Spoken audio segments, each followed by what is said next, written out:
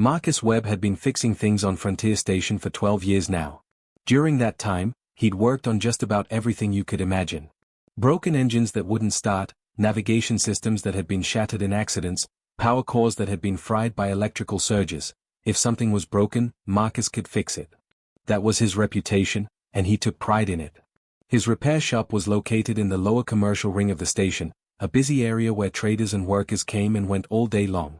The shop itself wasn't very big, maybe the size of a large garage back on Earth, but Marcus kept it organized in his own way. Tools hung neatly on magnetic strips along the walls where he could grab them quickly. Parts bins were stacked everywhere, labeled and sorted by type. The air always smelled like coolant and hot metal, the kind of smell that gets into your clothes and stays there. It was home. It was late afternoon, the time of day when the station's artificial lights started to dim slightly to mimic evening back on Earth. Marcus was hunched over his workbench, carefully rebuilding a fuel injector from a cargo hauler. His hands were covered in grease, and he was concentrating hard on getting a tiny component back into place. That's when he heard the door slide open. He looked up, expecting to see one of his regular customers, maybe someone from the docking crews or one of the merchant ship captains. Instead, he saw a small figure standing in the doorway, silhouetted against the corridor lights behind. The kid was maybe 4 feet tall, with smooth gray skin that had a slight bluish tint under the shop lights. Large, dark eyes looked around the shop nervously before settling on Marcus. The child's body was thin, almost fragile looking, and he wore the standard gray jumpsuit that all the station workers wore. Marcus recognized what he was immediately, a Veline. The Velines were a strange and sad part of galactic society. They hadn't evolved naturally like humans or most other species. Instead, they'd been created, engineered by some ancient civilization that had died out thousands of years ago. They were meant to be servants, workers, tools shaped like people. The thing was, they were grown in vats, not born. Each one was basically a copy of the others, with the same genetic code, the same basic appearance. They had no families, no parents, no children of their own. They just worked, lived their lives alone, and eventually died. Then new ones were grown to replace them. It was efficient, Marcus supposed, but it seemed like a terrible way to exist. "Can I help you?" Marcus asked, wiping the grease from his hands onto an old rag. The child stared at him for what felt like a long time. Marcus could see the kid was working up courage to say something. Finally, in careful, practiced English, the words came out, "Sir, I don't have a father. Could you fix this?" Marcus froze completely. His hand stopped mid-wipe. The rag hung in his grip as he processed what he'd just heard. Outside the shop, the station continued its normal rhythm. Cargo haulers rumbled past on the main corridor, their wheels clattering against the deck plates. Alien voices called out in a dozen different languages, some he recognized, some he didn't. The ventilation systems hummed their constant background song, pushing air through miles of ducts. But inside the shop, everything had gone still. What? Marcus finally managed to say. It was about all his brain could come up with in that moment. The Veline child took a small step closer. His large eyes looked up at Marcus with an expression that was painfully earnest. "I've been watching families," the child explained. "Human families, mostly. They have fathers. They have mothers. The children learn from them. They play together. They talk. When something goes wrong, the parents help." The child's voice got quieter. "I came from a vat in a factory. I have no one. I've never had anyone. But I thought, maybe, you fix things. Everyone says you can fix anything. Can you fix me?" Marcus felt like someone had punched him in the chest. He set down the tools he'd been holding and pulled up a stool from beside the workbench. He sat down slowly, bringing himself to eye level with the kid. Up close, he could see more details. The child's eyes weren't just dark, they had small flecks of lighter gray in them. There were slight differences in the skin tone around the face, variations that made this Veline unique, even if most people wouldn't notice. "What's your designation?" Marcus asked gently, using the term he knew Velines used. "V7742, the child answered immediately, the way someone might recite their employee number. Marcus shook his head. "That's not a name. That's just a number they gave you. Do you have an actual name? Something that's yours?" The child shook his head slowly. "Velines don't have names. Just designations." Marcus thought for a moment, his mind working through the weight of what was happening here. "How about 7? I could call you 7. Would that be okay with you?" The small alien thought about this, turning the idea over in his mind.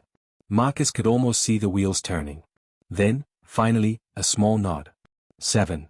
I like it. It's mine? It's yours, Marcus confirmed. Okay, 7. I need to be honest with you. I'm not sure I can fix what you're asking me to fix. But before we go any further, why don't you tell me more? Help me understand why you want this. 7 looked around the shop, then carefully sat down on the floor, crossing his legs the way he must have seen human children do. And then he began to talk, his words coming slowly at first, then faster as the story poured out. He explained how he'd been watching the human families on the station for months. There weren't many children on Frontier Station, it was mostly a working outpost, after all, but there were some. 7 had watched them in the common areas during his breaks from work. He'd seen how they learned things together with their parents. How they laughed at shared jokes. How when a human child fell and scraped their knee, someone was always there to pick them up, to clean the wound, to make it better with kind words and gentle touches. He'd seen fathers teaching their sons how to throw a ball in the recreation areas. He'd seen mothers braiding their daughters' hair while telling stories. He'd seen families eating together in the food courts, sharing meals and conversation. Simple things. Everyday things. Things that humans took for granted. Velines had none of that. 7 explained how they were grown in batches, groups of identical clones produced when workers were needed. They were given their designations, assigned their jobs, and sent out to work. They lived in dormitories with other Velines, but there was no real connection between them. How could there be when you were just looking at copies of yourself? When one Veline died, whether from accident or old age, another was simply grown to replace them. The cycle continued endlessly, generation after generation of lonely copies. I feel broken, 7 said quietly, his voice barely above a whisper. Like I'm missing parts that other people have. Important parts. Marcus felt something crack inside his chest, like ice breaking in the spring thaw. He'd been working on Frontier Station for 12 years. He'd seen a lot of difficult things in that time. He'd seen people die in accidents. He'd seen families torn apart by bad luck and worse decisions. He'd seen the harsh realities of life on the edge of human space. But this small, lonely creature sitting on his shop floor, asking to be fixed because he wanted something as basic and fundamental as family, that hit different. That hit somewhere deep that Marcus hadn't even known was there. 7 came back the next day, just as he'd promised. Marcus was working on a plasma conduit when the door slid open and the small Veline walked in, looking a bit more confident than the day before. The day after that, 7 showed up again. And again. It became a pattern, a routine that Marcus found himself looking forward to more than he expected. Marcus started teaching 7 how things worked in the shop. At first, it was simple stuff.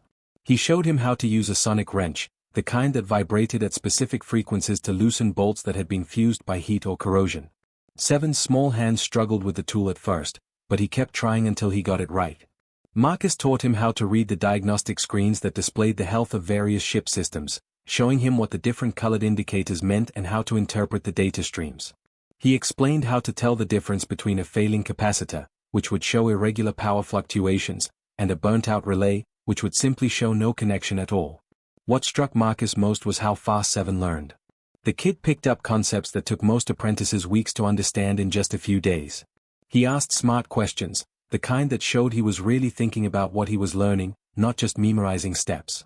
He'd remember things Marcus told him once and apply them later without being reminded. In 12 years of occasionally training helpers, Marcus had never seen anyone learn this quickly. But while Marcus was teaching 7 about repairs and maintenance, he was also researching something else entirely in his spare time. Late at night, after the shop closed and 7 had gone back to his dormitory, Marcus would sit at his terminal and dig through medical databases and biological research papers. He was studying Veline biology, trying to understand exactly how they were built at the genetic level and, more importantly, whether what 7 had asked for was even remotely possible. 2 weeks into this routine, Marcus made an appointment with Dr. Rebecca Hayes, the station's xenobiologist. Her office was 3 levels up in the medical wing, a clean, bright space that smelled like antiseptic instead of machine oil. The walls were covered with displays showing various alien anatomies and genetic sequences. Rebecca herself was in her 40s, with sharp eyes that missed nothing and a reputation for being brilliant but difficult. Marcus sat down across from her desk and explained what he wanted to do. You want to do what? Rebecca stared at him like he'd just suggested they try to breathe in vacuum. Her coffee cup paused halfway to her lips. Modify Veline genetics, Marcus repeated, keeping his voice steady. Not drastically. Not trying to change everything about them. Just, unlock their reproductive capability. Give them the ability to have families if they want them. Rebecca set down her coffee and pulled up a holographic display from her desk terminal. A complex double helix appeared in the air between them, rotating slowly. The structure was far more intricate than human DNA, with what looked like additional strands woven through it in patterns that hurt to look at for too long. This was Veline genetic code, the blueprint that made them what they were. Marcus, Rebecca said slowly, like she was explaining something to a child, their creators put genetic locks in place for a specific reason. The Velines were designed to be sterile, stable, and controllable. That was the whole point of creating them that way. Unlocking this kind of fundamental biological restriction, it could take years of work. Maybe even decades. And that's assuming we don't accidentally kill the subject in the process. There are fail-safes built into their DNA that could trigger cellular breakdown if we mess with the wrong sequences. Marcus leaned forward. So it's possible, though? Theoretically? Rebecca was quiet for a moment, studying the genetic display with a thoughtful expression. Theoretically? Maybe. The science exists. We understand genetic modification well enough. But this isn't like tweaking eye color or disease resistance. This is fundamental biology we're talking about. Why are you even asking me about this? What's driving this crazy idea? So Marcus told her about Seven. He explained about the small Veline who'd walked into his shop and asked to be fixed. About the loneliness in those big eyes. About how Seven just wanted what every human child took for granted, the chance to belong to someone, to matter to someone, to maybe someday have a family of his own. Rebecca was quiet for a long time after he finished. She stared at the genetic display, then at Marcus, then back at the display. Finally, she let out a long sigh and rubbed her temples. I must be completely crazy, she muttered. But I'll help. I can't promise anything, Marcus. This is uncharted territory. But I'll help you try. No guarantees, though. And if this goes wrong? I know, Marcus said. Thank you, Rebecca. Over the next month, Marcus's shop transformed into something more than just a repair bay. It became a meeting place, a classroom, and in a way, it became Seven's first real home. Every day after his shift at the station's recycling plant, where he sorted through broken components and salvageable materials, Seven would make his way down to the lower commercial ring and slip through the door of Marcus's shop. Marcus taught him everything he knew. How to rebuild engines from scratch. How to diagnose electrical problems by sound alone. How to improvise repairs when you didn't have the right parts. But it was more than just technical knowledge. Marcus also fed him real food from the human section of the station cafeteria instead of the bland nutrient paste that Velines were usually given. He listened to Seven talk about his day, about the things he'd seen or thought about. Simple conversations, the kind that happened in families all the time but that Seven had never experienced before. Other humans on the station started to notice the small Veline who was always hanging around the repair shop. And one by one, they began to include him in their lives. Danny Ross, who worked in the docking bay coordinating ship arrivals and departures, started stopping by in the evenings. He taught Seven how to play poker and rummy, laughing when the kid's mathematical mind made him almost impossible to beat. He brought a worn deck of cards that had seen better days and showed Seven how to shuffle, how to deal, how to bluff. Beth Miller from the hydroponics section brought fresh fruit whenever she visited, apples, oranges, sometimes strawberries when they were in season. Seven had never tasted real fruit before. The Veline diet was designed for efficiency, not pleasure. The first time he bit into an apple, his eyes had gone wide with surprise at the sweetness and the texture. Beth laughed and told him to eat as much as he wanted. Paul Jensen, a cargo hauler who ran supplies between stations, would sit in Marcus's shop during layovers and tell Seven stories about Earth.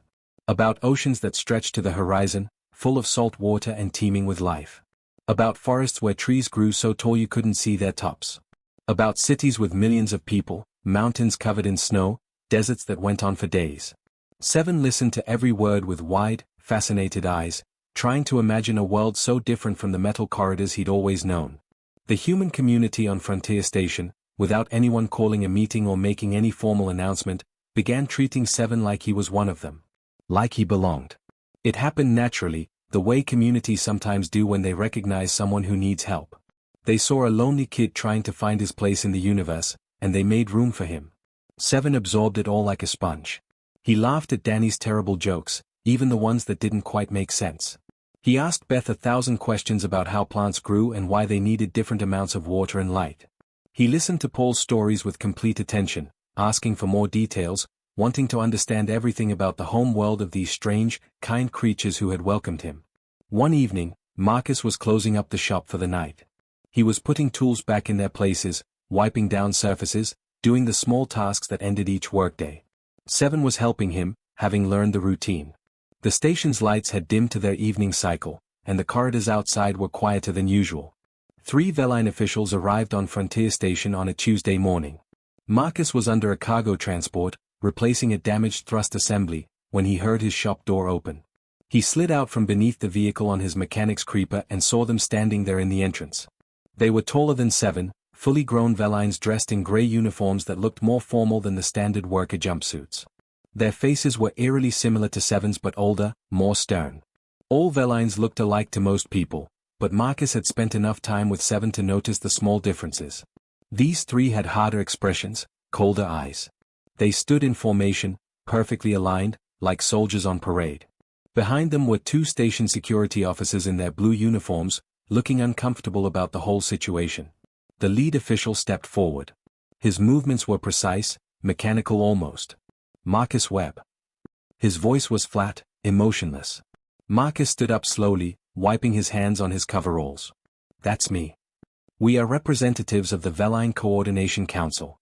We are here regarding Unit Designation V7742.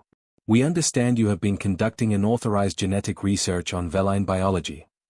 The official didn't ask it as a question. He stated it as fact. Marcus felt his jaw tighten. He set down the tools he was holding carefully, buying himself a moment to think.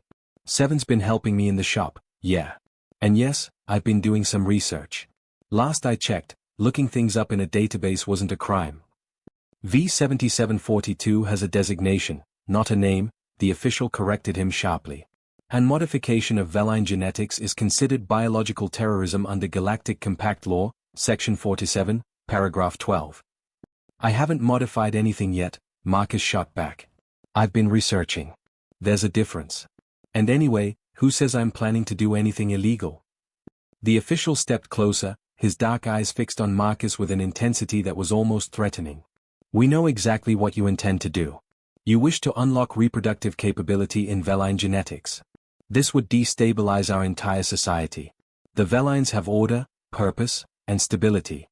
Your human concepts of family have brought your own species centuries of conflict, pain, and chaos. War, inequality, suffering. We have none of these problems. Marcus felt anger rising in his chest. You also don't have love, growth, or meaning. You just have copies working until they wear out and get replaced. That's not living. That's just existing. V7742 will return with us immediately, the official stated, ignoring Marcus's words completely. His memory engrams will be adjusted to remove this contamination. This matter will be closed. The unit will return to proper function. No. The word came from the doorway behind the officials. Everyone turned. Seven stood there, having just arrived from his shift at the recycling plant. He was still wearing his work jumpsuit, covered in dust and grime. But he stood straight, his hands clenched into fists at his sides. I'm not going, Seven said. His voice shook slightly, but there was determination in it that Marcus had never heard before. The official turned to face Seven fully. You do not have a choice in this matter. You are Veline property, created to serve the collective good. You have been contaminated by human ideology and must be corrected. I'm not property, Seven said, taking a step forward into the shop. I'm a person. Marcus taught me that. I have thoughts. I have feelings. I have dreams. That makes me a person, not a thing you own. The official's expression didn't change. You have been poisoned by human sentiment. This is precisely why the Coordination Council forbids extended contact with emotional species. You have been taught incorrect concepts about individuality and autonomy. He's been taught that his life matters, Marcus said, moving to stand beside Seven. That he's worth more than just his labor output. That's not poison. That's basic decency. The official looked at Marcus with something that might have been contempt. You have corrupted this unit with human ideology. The damage may be irreversible. I've given this kid a choice, Marcus countered. Something your people never did. You created them to be slaves and called it purpose. The tension in the shop had become thick enough to cut with a knife. The two security officers shifted uncomfortably, clearly not happy about being in the middle of this confrontation. One of them, Officer Chen, Marcus knew from around the station.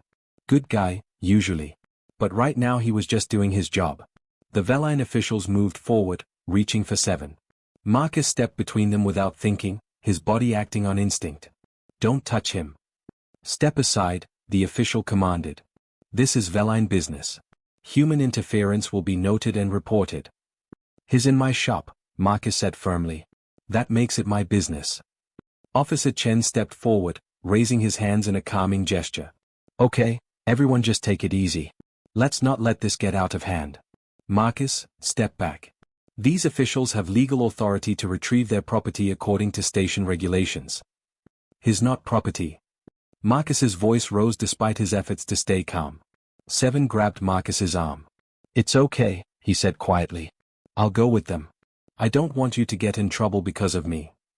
Marcus looked down at the small Veline and saw resignation in those big eyes. Acceptance. The same look he'd probably worn every day of his life before walking into this shop and asking to be fixed. That look broke Marcus's heart all over again. No, Marcus said. No, you're not going anywhere. The officials tried to move past Marcus. He pushed back. Things got physical fast. One of the officials grabbed 7's arm. Marcus knocked his hand away. The security officers jumped in, trying to separate everyone before it turned into a full fight. There was shouting, pushing, the crash of a tool cart tipping over. In the end, the security officers managed to restore order before anyone got seriously hurt. But the message was crystal clear. The Veline Coordination Council wanted 7 back. They had legal authority under current station law. And they weren't going to take no for an answer. After the officials left, with warnings about legal action and formal complaints, Marcus stood in his shop surrounded by scattered tools and overturned equipment. 7 sat on the floor in the corner, looking smaller than ever. They're going to take me, 7 said quietly. Aren't they? Marcus's mind was racing. Not if I can help it, kid. That night, Marcus called a meeting at Murphy's Tavern, the main human hangout on the station. It was a small place, cramped and dark, smelling of recycled air and cheap beer. But it was home to the human workers who kept Frontier Station running. 20 humans showed up within an hour. Danny from the docking bay. Beth from hydroponics. Paul the cargo hauler. Rebecca from medical. Others who'd met 7, who'd seen him learning to laugh and hope. People who'd shared meals with him, taught him games, told him stories. Marcus stood at the bar and explained the situation.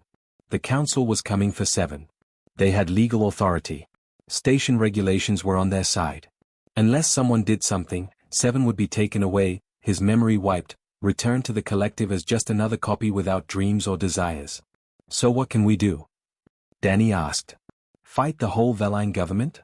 We're mechanics and farmers, not soldiers. No, Rebecca said slowly, standing up. Everyone turned to look at her. We don't fight them. We use human law. She explained her idea. Adoption. It was an old Earth legal principle, one that had been written into Frontier Station's charter when it was established. If Marcus formally adopted 7 under human law, 7 would become a legal human citizen. The Velines couldn't touch him without it being considered an act of aggression against human space. Will that actually work? Beth asked skeptically. Only one way to find out, Marcus said. They talked for hours, planning, arguing, figuring out angles and possibilities. By the end of the night, they had a plan. It was risky. It might not work. But it was a chance. And for 7, Marcus was willing to take that chance. The hearing took place 3 days later in Frontier Station's council chamber. It was a large room located in the administrative section, with curved walls and a high ceiling that made everything echo. Rows of seats faced a raised platform where the station administrator sat today. The whole thing had been designed to look official and important, and right now it definitely felt that way. On one side of the room sat the 3 Veline officials, their gray uniforms perfectly pressed, their expressions blank and unreadable. They had brought 2 more representatives with them, both legal advisors who specialized in galactic property law. They sat in a tight group, whispering among themselves and reviewing documents on data tablets. On the other side sat Marcus, with Rebecca acting as his legal counsel. She'd spent the last 2 days buried in law books and legal databases, preparing arguments and finding precedents. Her eyes were tired from lack of sleep, but her jaw was set with determination. Behind them sat the other humans who'd come to support Seven: Danny, Beth, Paul, and a dozen others. They filled half the gallery, a silent show of solidarity. And in the middle, sitting alone on a chair that seemed too big for him, was Seven. He looked small and scared, his hands gripping the armrests tightly. But he sat up straight, trying to be brave. The station administrator, James Foster, presided over the hearing. He was an older man with gray hair and a weathered face that showed decades of dealing with difficult situations. Right now he looked deeply uncomfortable, like he wanted to be anywhere but here. This was the kind of situation that could cause serious political problems no matter how he ruled. "This is unprecedented," Foster said, his voice carrying across the chamber. "The Veline Coordination Council claims that Unit Designation V7742 is Veline property under established galactic law. Mr. Webb claims adoption rights under human law and Frontier Station's charter. Before I make any ruling, I want to hear from the individual in question." He looked directly at Seven. "You're old enough to speak for yourself. What do you want?" The room went completely silent. Every eye turned to Seven. The small Veline stood up slowly, his legs shaking slightly. He looked at Marcus, who gave him an encouraging nod. Then Seven turned to face the administrator. "I want to be human," Seven said. His voice was quiet at first, but it grew stronger as he continued. "I want to choose my own path." The chamber erupted immediately. The Veline officials stood up, speaking urgently in their own language. Foster banged his gavel, calling for order. It took a full minute before the room quieted down enough for the hearing to continue. The lead Veline official stepped forward, his movements sharp and angry. "You cannot simply become human. That is biologically impossible. You are genetically Veline. You were created with a specific purpose, to serve the collective good, to contribute to society in the role you were designed for." "I know what I was created for," Seven interrupted, surprising everyone in the room. Velines didn't interrupt. They didn't challenge authority. But Seven did. "I was created to work in recycling plants and maintenance bays until my body wears out and I die. Then another copy takes my place and does the same thing. That's all. No growth. No change. No future that's mine. And we offer you certainty, stability, and purpose," the official argued. "You have a role. You have function. The human concept of family has brought their species war, inequality, poverty, and endless conflict. Look at their history. Families fight over inheritance. Nations go to war over land and resources. People suffer because of attachment and emotion. We have eliminated these problems through rational design. You offer me nothing." Seven's voice rose, echoing off the chamber walls. Several people in the gallery gasped. "You offer me a number instead of a name. You offer me work instead of life.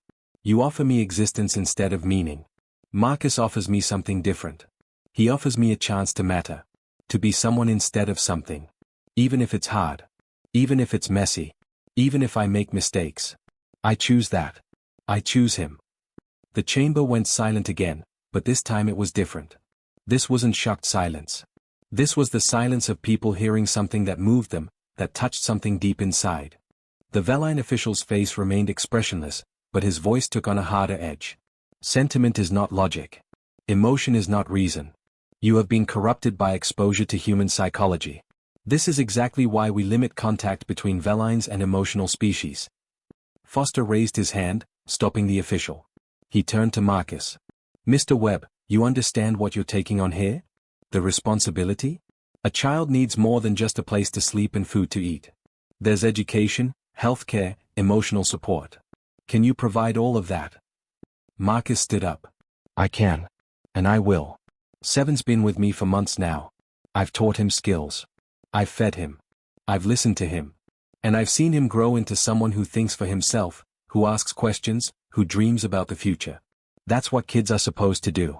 And yeah, maybe I'll mess up sometimes. Maybe I won't have all the answers. But I'll try. Every single day, I'll try. And if this causes political problems? The Veline Council isn't going to take this lightly. Then we deal with it," Marcus said firmly. "But I'm not letting them take this kid and erase who he's become. Not without a fight." Foster looked at Rebecca. "Ms. Hayes, what's your legal argument here?" Rebecca stood, activating a holographic display that showed relevant sections of Frontier Station's charter. The station was founded under human colonial law, which recognizes individual sovereignty and the right to choose one's own destiny. Adoption is a fundamental human right encoded in our legal framework. If 7 chooses to accept adoption by Marcus Webb, and if Marcus accepts the responsibilities of parenthood, then under our law, 7 becomes a human citizen with all the rights and protections that entails. The Veline Council will argue that their property law supersedes human family law, Foster pointed out. And we argue that personhood supersedes property claims, Rebecca countered. You can't own a person. That's slavery, and human law abolished slavery centuries ago. If 7 is a person, capable of making choices, expressing desires, forming relationships, then he cannot be property under any legal system we recognize. The Veline officials immediately objected, citing dozens of legal precedents and treaties. For the next hour, lawyers on both sides argued back and forth, throwing legal terms and references around like weapons. But through it all, 7 sat quietly, watching everything with those big, dark eyes. Finally, Foster raised his hand for silence. He'd been taking notes throughout the arguments, and now he reviewed them carefully. The entire chamber held its breath, waiting. This is not an easy decision, Foster said slowly. Both sides have valid legal arguments. Both sides have legitimate concerns. But at the end of the day, I have to make a ruling based on the principles that Frontier Station was founded on. And those principles include individual liberty, freedom of choice, and the recognition that all sentient beings have inherent dignity. He looked directly at 7. You've made your choice clear. And I see no evidence that you were coerced or manipulated. You've thought about this. You understand what you're asking for. Then he turned to Marcus. And you've demonstrated genuine commitment to this child's welfare. You've invested time, energy, and resources into helping him grow. Foster picked up his gavel. Therefore, I rule in favor of the adoption petition. 7 is hereby recognized as the legal son of Marcus Webb and a citizen of Frontier Station under human law. The gavel came down with a sharp crack that seemed to echo forever. The human section of the gallery erupted in cheers. Danny was shouting. Beth was crying. Paul was clapping so hard his hands had to hurt. Marcus felt his knees go weak with relief. But the Veline officials remained standing, rigid with anger. The lead official stepped forward. This ruling is unacceptable. The Coordination Council will file formal protests with the Galactic Assembly. We will pursue economic sanctions against human stations. We will. You'll do what you have to do, Foster interrupted. And we'll deal with it. But this ruling stands. Hearing adjourned. 7 stood up slowly and walked over to Marcus. For a moment they just looked at each other. Then 7 wrapped his arms around Marcus's waist and held on tight. Marcus put his hand on the kid's head, feeling the slight difference in texture compared to human hair. Thank you, 7 whispered. 6 months passed after the hearing, and those 6 months changed everything. The Veline Coordination Council had indeed filed formal protests with the Galactic Assembly. They'd threatened economic sanctions against human stations. They'd issued statements calling Marcus's adoption of 7 a dangerous precedent that would destabilize centuries of carefully maintained social order. But something unexpected happened that none of them had planned for. Young Velines across the galaxy had been watching. They'd heard about 7. They'd heard about a Veline who'd been given a name, who'd been adopted into a human family, who'd been told he mattered as an individual rather than just as a worker unit. And they started asking questions. Questions their society had no good answers for. Why couldn't they have names too? Why couldn't they choose their own paths? Why couldn't they form connections that meant something? The questions spread like fire through the Veline populations on hundreds of stations and colonies. It started as whispers in dormitories and break rooms, then grew into open discussions, then became demands. Young Velines began appearing at human stations, colonies, and outposts across explored space. They came alone or in small groups, asking for asylum, asking for the chance to live differently. They wanted what 7 had found, the possibility of building something that was theirs. And human communities, in that peculiar way humans had of responding to people in need, started saying yes. Station administrators granted refugee status. Colony governors set up integration programs. Ship captains offered transport to those trying to escape. Within months, thousands of young Velines had left the collective and entered human space. The Veline Coordination Council faced a crisis unlike anything in their history. They could have responded with military force. Their fleet was substantial, their technology advanced.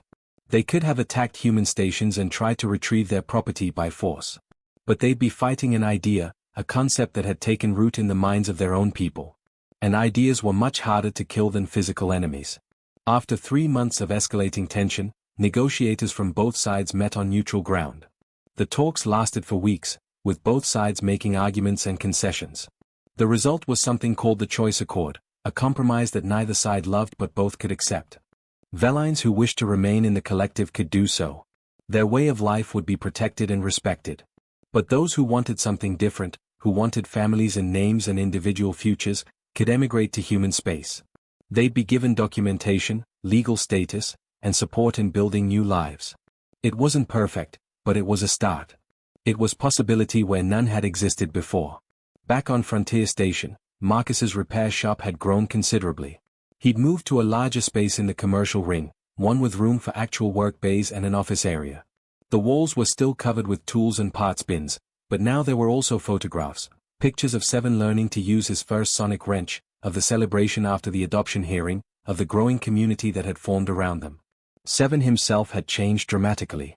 In human terms, he was now about 13 years old. He'd grown taller, though he'd probably never be as tall as an adult human. His movements were more confident, his voice stronger. He worked alongside Marcus every day, and he'd become a genuinely skilled mechanic in his own right. Customers specifically requested him sometimes, trusting his quick diagnostic abilities and careful attention to detail. But Seven wasn't the only Veline in the shop anymore. Marcus had taken on 3 more Veline apprentices over the months. They'd all chosen their own names when they arrived. River, who was quiet but incredibly patient with complex problems. Atlas, who had surprising physical strength and loved working on heavy machinery. Nova, who asked more questions than all the others combined and had a gift for innovative solutions.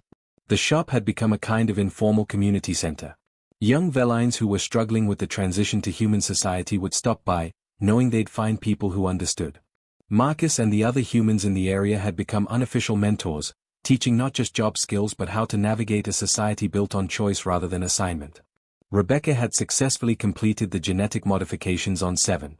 It had taken months of careful work, countless hours in the lab, and more than a few scary moments when things didn't go as planned. But eventually, she'd done it. Seven's genetic code had been altered in specific, targeted ways. He could have children someday, real children, not clones. They'd be unique individuals, carrying genes from both parents if he chose to have a partner. The modifications were spreading through the refugee Veline population, carefully and slowly, with each individual choosing whether or not to undergo the procedure. It would take generations for the full impact to be seen. Veline biology would need decades to fully stabilize with these changes. But the foundation was there. The possibility existed now. One afternoon, about 6 months after the adoption hearing, Marcus was teaching Atlas how to rebuild a plasma manifold when the shop door slid open. A small Veline child walked in, looking around nervously. The kid couldn't have been more than 8 or 9 years old in human terms. Seven looked up from the diagnostic terminal he was working on. He set down his tools and walked over to the child. "Can I help you?" he asked, his voice gentle. The child stared at him for a long moment, gathering courage. Then, in careful English, "Sir, I don't have a father. Could you fix this?" Seven felt something shift inside his chest. Memory flooded back, standing in this same shop, asking that same question, feeling that same desperate hope. He glanced over at Marcus, who was watching from across the room. Marcus smiled and nodded. Seven knelt down to eye level with the child. "What's your designation?" he asked. V9215, the child answered. "That's not a name. Would you like a name? Something that's yours?" The child's eyes went wide. I can have one?" "You can. What would you like to be called?" The child thought hard, the way children do when they're trying to make an important decision. "River. I heard about rivers from the older workers. Water that flows and goes places. I want to be like that." Seven smiled, though there was a slight problem. "That's a beautiful name. But we already have a river working here." He gestured to the older Veline across the room. "How about Brook? It's like a small river.